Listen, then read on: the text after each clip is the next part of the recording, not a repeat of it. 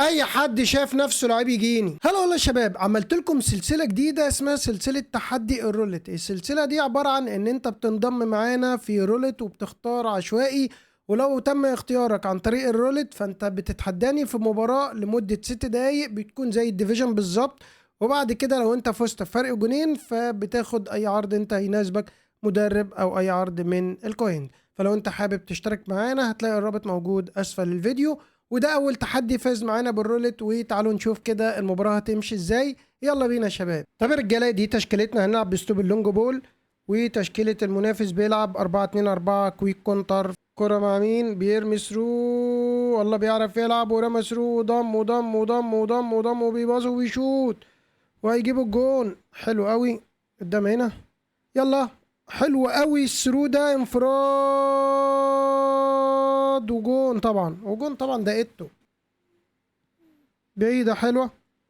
نيمار هيفتح، عدى نيمار عدى نيمار عدى نيمار، لمس نيمار. هنا لمسة تاني، افتح من جنبه. كريستيانو رونالدو، جون. جون، الجون التاني. اي حد وعدى. ولسه ما كملناش الجملة، لسه ما كملناش الجملة يا جدعان.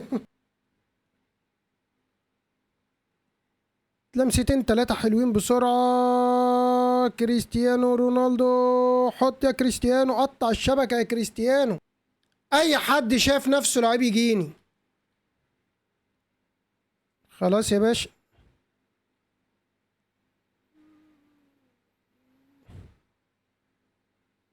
ليه ليه؟ يلا انفراد.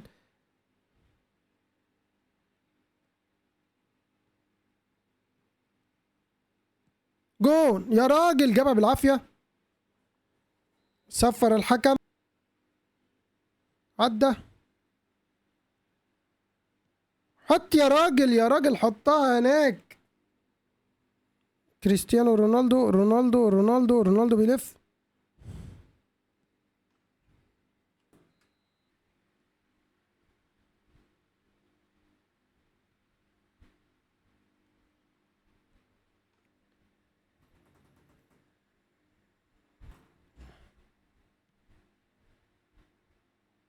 يلا بقى واحدة يا كولر، حط يا كولر، حط يا كولر، حرام. الحق الحق الحق، تلحق تلحق تلحق.